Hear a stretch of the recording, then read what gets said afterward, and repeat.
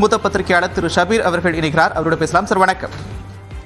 வணக்கம். தேர்தல் தேதி அறிவிச்சாச்சு. ஒருபுறம் திமுக கூட்டணி மற்ற அடுத்த கட்ட வேலைகளை தொடங்கியிருக்கிறாங்க. தற்போது இன்னும் அதிமுக கூட்டணி இறுதி செய்யப்படலை. பாமக சட்டமன்ற உறுப்பினர் எடப்பாடி பழனிசாமியை சந்தித்து பேசியிருக்கிறார். எப்படி பார்க்கறது? அதாவது பாமகவை இந்த என்டையர் ப்ராசஸ்ல, அதாவது இந்த கூட்டணி பேச்சுவார்த்தை, அதுக்கப்புறம் எந்த கூட்டணி கிட்ட அவங்க பேச்சுவார்த்தை நடத்திட்டு இருக்காங்க, எந்த கூட்டணி பக்கம் போறாங்க அப்படின்னு தினம் ஒரு செய்தி சமூக வலைதளங்கள் ஊடகங்கள்லயும் வருது. பாமகவை பொறுத்த வரைக்கும் நிறைய பேர் பாமக நிறுவனர் டாக்டர் ராமதாஸ் அவர்களை அண்டர் எஸ்டிமேட் பண்றாங்க. இந்த கூட்டணி பேச்சுவார்த்தையில அவரை ரொம்ப அண்டர் எஸ்டிமேட் பண்ணி இன்னைக்கு அவர் இந்த கூட்டணிக்கு வந்துருவாரு, நாளைக்கு அவர் எந்த கூட்டணிக்கு போவாரு அப்படின்ற மாதிரிலாம் தகவல்கள் பரப்புவது அப்படின்றது ரொம்பவே ஆச்சரியமாக இருக்கிறது. டாக்டர் ராமதாஸ் அவர்களுடைய அந்த பொலிட்டிக்கல் ட்ரெஜெக்டரிய ரொம்ப க்ளோஸா ஃபாலோ பண்ணவங்க ஒரு விஷயத்த ரொம்ப தெளிவா சொல்லுவாங்க. என்னன்னா, கூட்டணி அப்படின்னு வரும்போது, அரசியல் கணக்குகள் அப்படின்னு வரும்போது அவர் ஒரு மிகவும் கைதேர்ந்த ஒரு அரசியல்வாதி.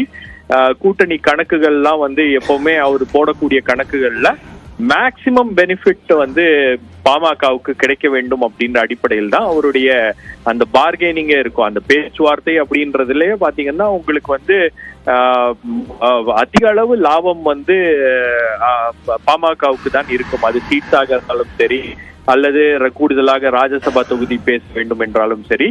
அதே போல அவர் எந்த கட்சியோட அந்த பேச்சுவார்த்தை நடத்திட்டு இருக்காரோ அந்த கட்சி கடைசி வரைக்கும் அவர் பிடி கொடுக்காம தான் பேசுவாரு.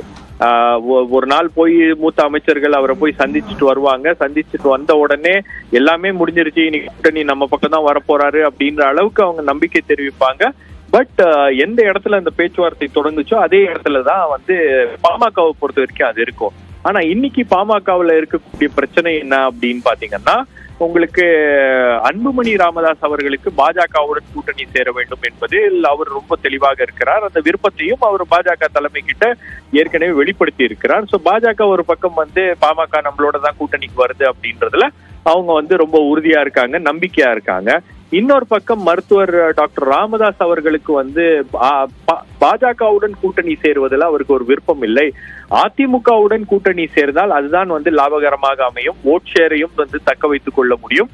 அது மட்டும் இல்லாம 2026க்கான ஒரு தேர்தல் கணக்காகவும் அது இருக்கிறது அப்படின்னும் போது, அது ஒரு பெரிய வியூகமாக இருக்கிறது அப்படின்னும் போது அந்த அடிப்படையில் ஒரு யோசிக்கிறாரு அப்படின்னாங்க. அதனாலதான் இந்த ஒரு ஸ்டேல்மேட் அப்படின்றது தொடர்ந்து நடந்துகிட்டு இருக்கிறது. பட் இதுல உங்களுக்கு இன்னைக்கு திரு அருள் அவர்கள் எடப்பாடி பழனிசாமியை போய் சந்தித்திருப்பது அப்படின்னு பாத்தீங்கன்னா, அதுவும் ஒரு சமீட்சை தான். அவர் யாருக்கோ ஒரு செய்தி சொல்கிறார் அப்படின்ற அடிப்படையில் தான் பாக்குறேன். அதாவது ஒருவேளை பாஜகவிடம் நடத்தி கொண்டிருந்த பேச்சுவார்த்தை ஒரு புது ஆஃபர் அவருக்கு வராம இருந்திருக்கலாம்.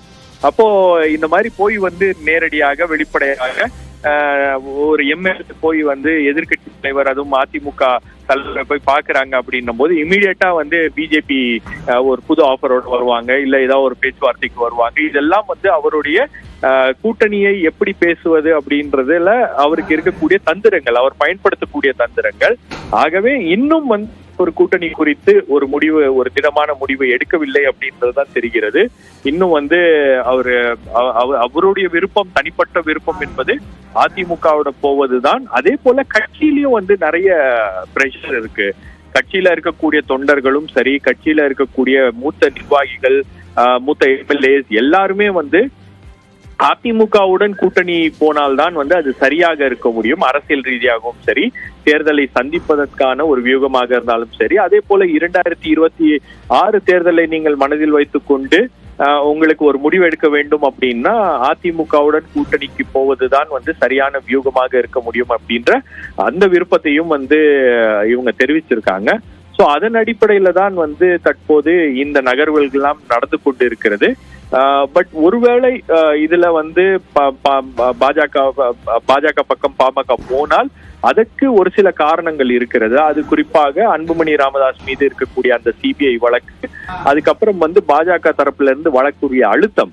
இன்னைக்கு பாஜகவுடைய ஒட்டுமொத்த நடவடிக்கை என்னவாக இருக்கிறது அரசியல் ரீதியாக அப்படின்னு பாத்தீங்கன்னா, தமிழகத்தை பொறுத்த வரைக்கும் ஒரு பிம்பத்தை கட்டமைக்கிறார்கள். பாஜக வந்து 18% அவங்களுக்கு ஓட் ஷேர் இருக்கு, பெரிய கட்சியாக மாறிவிட்டது, அதிமுகவை பின்னுக்கு தள்ளிவிட்டது அப்படின்ற அந்த பிம்பத்தை கட்டமைக்க வேண்டும் என்ற ஒரு தீவிர முயற்சியில ஈடுபட்டிருக்காங்க. அது தொடர்ச்சியாக அதிமுகவை தனிமைப்படுத்த வேண்டும். இந்த தேர்தலில் அதிமுகவை தனிமைப்படுத்தி அதிமுகவுடைய ஓட் ஷேரை வந்து ஒரு கணிசமான அளவு பெர்சன்டேஜ்ல ஓட் ஷேரை குறைச்சிட்டாங்க அப்படின்னா 2026 பாஜக ஒரு பிரதான எதிர்கட்சியாக எமர்ஜ் ஆயிடலாம் அப்படின்ற மாதிரி ஒரு அரசியல் கணக்கோடு பாஜக வந்து தங்களுடைய நகர்வுகள் எல்லாம் வந்து தொடர்ந்து நடத்திட்டு இருக்காங்க. பட் ஒருவேளை என்னன்னா உங்களுக்கு இன்னும் வந்து இந்த கூட்டணியில ஒரு முடிவு ஏற்படவில்லை அப்படின்றது வெளிப்படையாக தெரிகிறது.